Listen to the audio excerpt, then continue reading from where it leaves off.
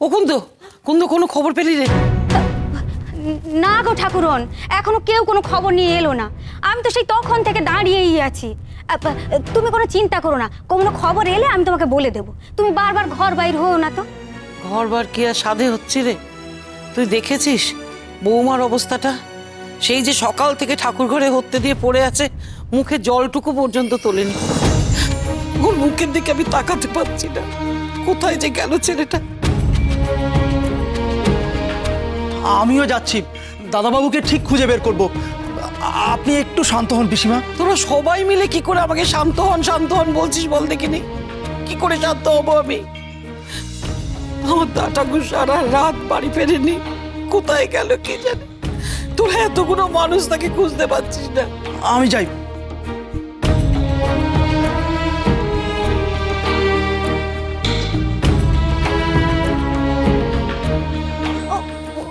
ওই ওই তো ছোট বৌমনের পালকি চলে এসছে।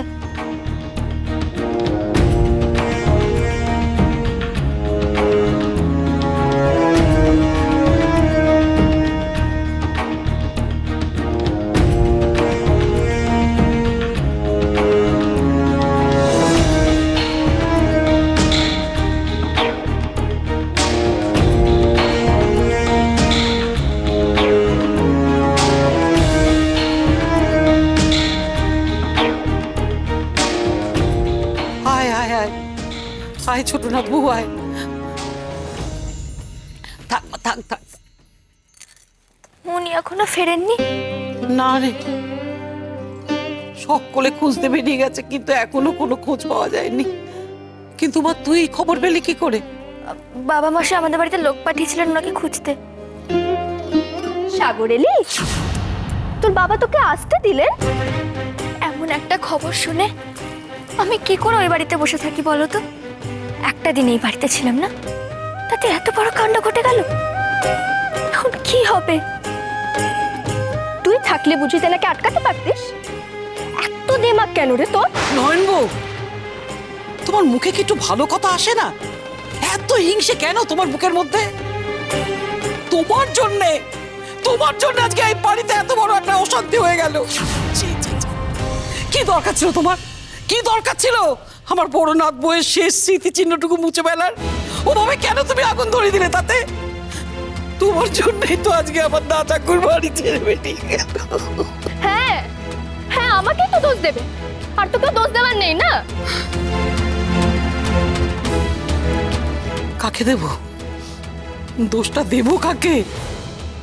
দোষ করলে তুমি, আর অন্যজনকে আমি দোষ দেব? আমি তো চেষ্টা করেছিলাম যাতে আমার স্বামীর ঘরে মন বসে, তার সেবা যত্ন করে আমি তাকে ভোলাতে চেয়েছিলাম। সেটা আমার দোষ বুঝি? সেটা আমার দোষ? কিন্তু উনি তো সেই এক প্রফুল্ল প্রফুল্ল করে গেলেন। ওকে ছাড়া ওনার মনে আর কাউকে ধরে না। তাতে আমি কি করব?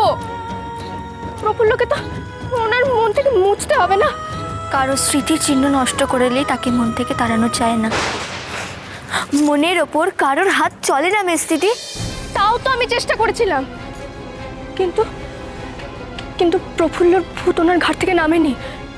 নইলে নইলে মরা মানুষকে নিয়ে কেউ এত আদিক্ষেতা করে? জামু জামু জামু। কি হলো? ব্রজো কোথায়? খোঁজ পাওনি? না জামু, প্রচুর কোনো দেখা পাইনি। হ্যাঁ, কিন্তু একটা খবর পেয়েছি জামু। কি কি কি কি খবর পেয়েছো? কাল রাতে নদীর ধারে ব্রজকে দেখা গেছে।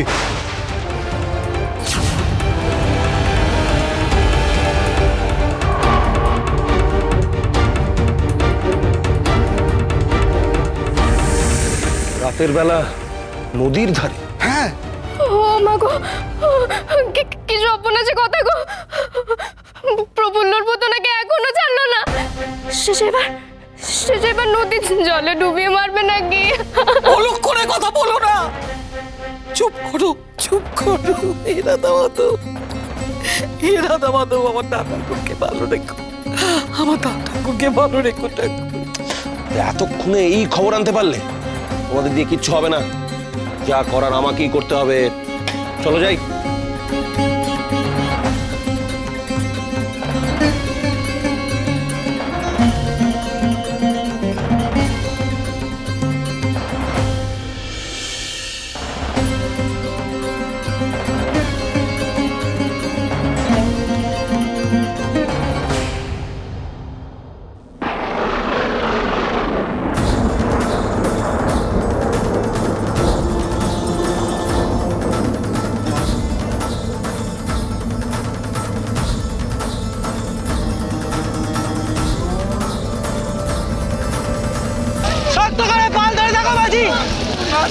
যে করে হোক নৌকাটাকে পাড়ে নিয়ে যেতে হবে।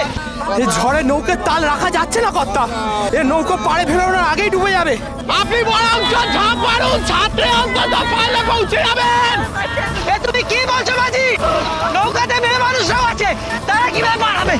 তো আমি কি করবো কর্তা? এই কারণে বলেছিলাম ঝড়ে নৌকা আনবনি। আপনি বাঁচলে বাপের নাম, আপনি থাকুন, আমি চললুম।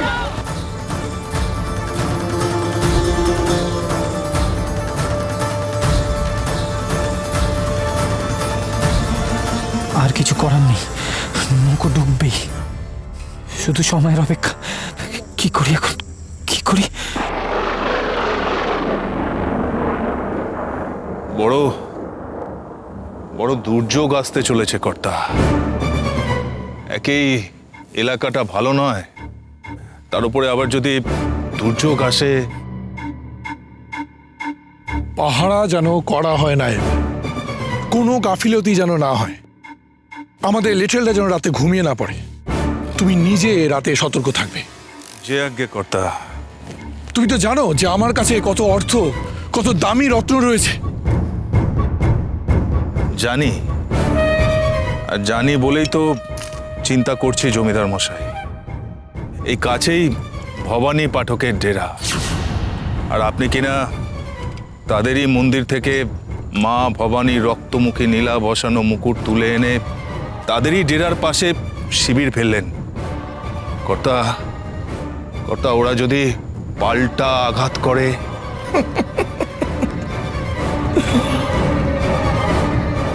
তুমি শুধু শুধু ভয় পাচ্ছ নায়েব। আমার কাছে যা লোকবল আছে তা ভবানীর কল্পনাতীত। শুধু আমাদের লোকেদের একটু সতর্ক থাকতে হবে। আমি তো চাই যে ওরা আসুক, আক্রমণ করুক, তাহলে মুকুটের সাথে ভবানীকে আর ওর দলের লোককে আমি গুডল্যান্ড সাহেবের কাছে ভেট দেব। তার আশার শেষ নেই। এখন মানে মানে রাতটা কাটলে বাঁচি। কি এত ভাবছো নায়েব? ওই রত্নখচিত মুকুট ফেরত পাবার কোনো সম্ভাবনাই নেই ভবানী পাঠকের। তুমি তো খুব ভালো করে জানো যে ওই মুকুট কে রক্ষা করছে। তাই মুকুটে হাত দেওয়া তো দূরস্থ, ধারে কাছে কেউ এলেই না তার মৃত্যু নিশ্চিত। তা বটে, ওখানে ঢুকে মুকুট নেবার ক্ষমতা কারও হবে না।